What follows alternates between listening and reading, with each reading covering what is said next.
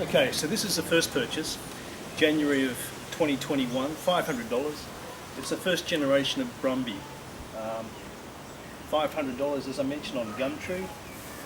This particular shape came out in 78 and ended at the end, or beginning of rather, 82.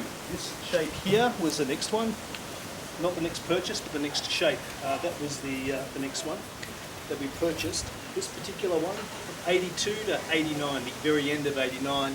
This particular shape with the four headlights was from the end of 89 right through to 94.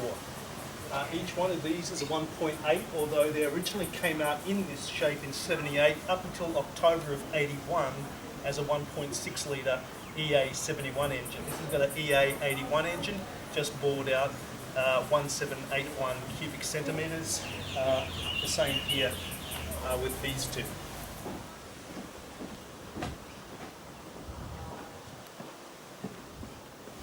So this is an October 1981 first generation Brumby. First generation Brumby, curvier shape, round headlights, single round headlights.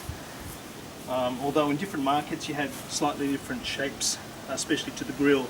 In the New Zealand market I think they had twin round headlights, and certainly in the States they also had the twin headlight as an option.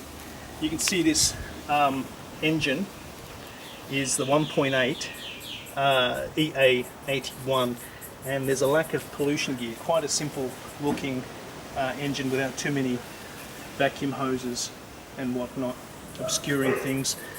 The spare tyre would have been here. We've just relocated it down into the back tray just for looks, but that's where it does belong. This one here is actually quite a sprightly car to drive. Not a whole lot of power, but also not a whole lot of weight to have to carry. It's under a ton in weight.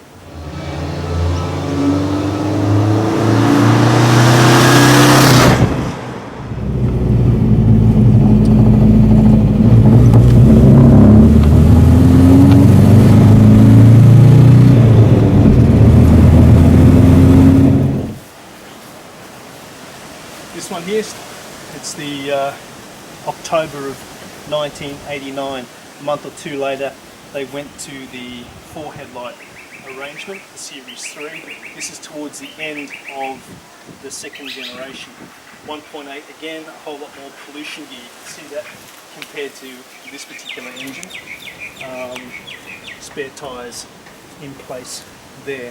And this is the last one over here. This one is built in December of 1990 but complianced in March of 91. The last of the series. This one's got 153,000 kilometres on the clock.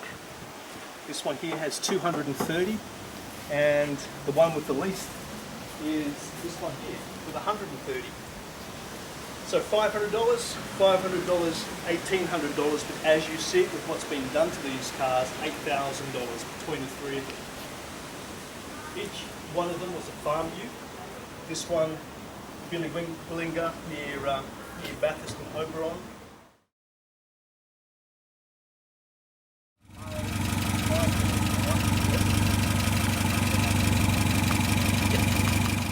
This one here, where did we get that one from? Warhope.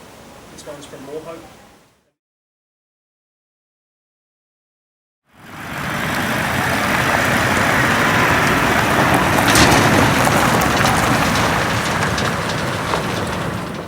And this one's here is from Branxton, towards Hunter Way.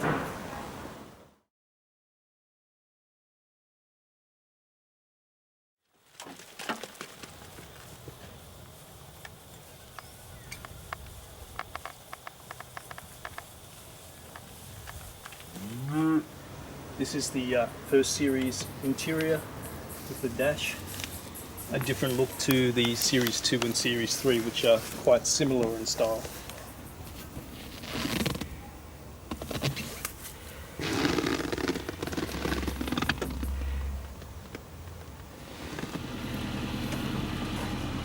This one has a totally different dash to the first series. You've got this space-like cluster on either side. You've got the lights here You've got the wiper action over there. The early second series had a different steering wheel, but majority of them in the second series came with the same steering wheel as the last series. This one here has a manual choke. This first series, so pull it out if it's a bit cold.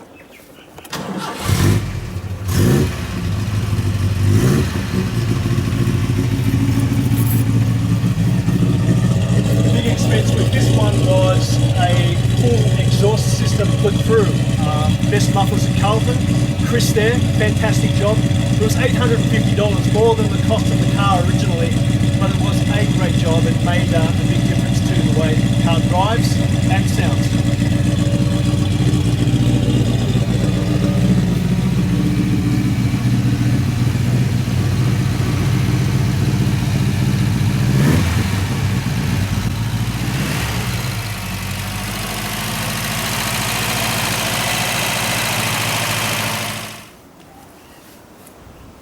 With the first generation one, this is a belt-driven fan to cool the radiator, and in the later models they are electronically activated. Each is four-wheel drive with dual transfer cases, high and low, except the early stage one with the 1.6 came with a single transfer case. So in the first generation, you've got this gear lever here to change it into high and low four-wheel drive. Right now it's not in four-wheel drive. These cars are all front-wheel drive cars, normally 99% of the time. Press the clutch, push it down one, we are in four-wheel drive, as you can see by that light. Press the clutch, push it down one further, and we're in low range. Quite a simple system, and that works well. Up one again, back to high range four-wheel drive.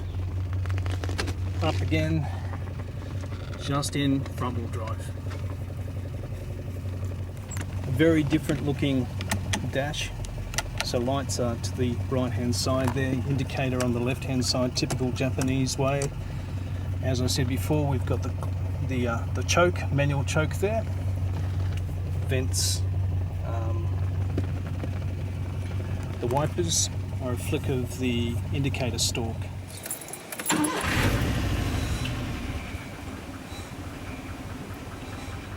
Okay, to activate the four-wheel drive system, it's just a matter of pulling up the lever. This is the lever for changing into four-wheel drive mode, and in these cars at low speed you can change into four-wheel drive on the fly. The display will tell you it's in four-wheel drive. So it's four-wheel drive high. By depressing the clutch and going up higher on that lever, you get into low range four-wheel drive. Curve weight, just as it is, it's the same weight as the blue MX-5 we have.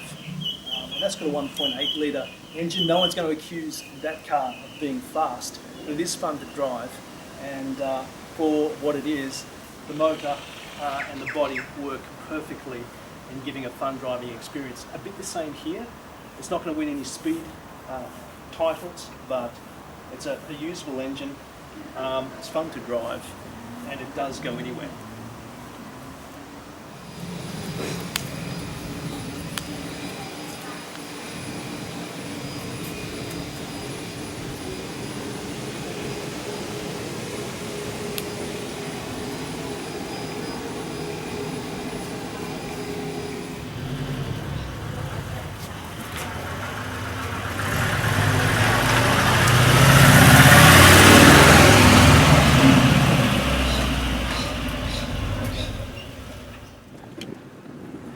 This one has new tyres all round. It's got new front CV joints. They were about $500 for the two of them. It's got a new tonneau cover. That was $250. What else was done on this?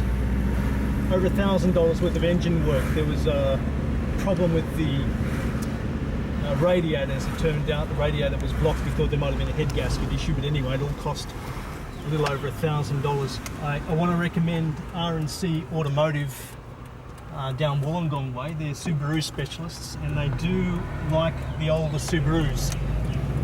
There's a few Subaru specialists who won't touch the old EA81 engine. I don't know why, but anyway, Chris particularly, and Matt, his son, know all about the Brumby. So if you want to go down to Wollongong and see R C Automotive, they'll do the right job for you.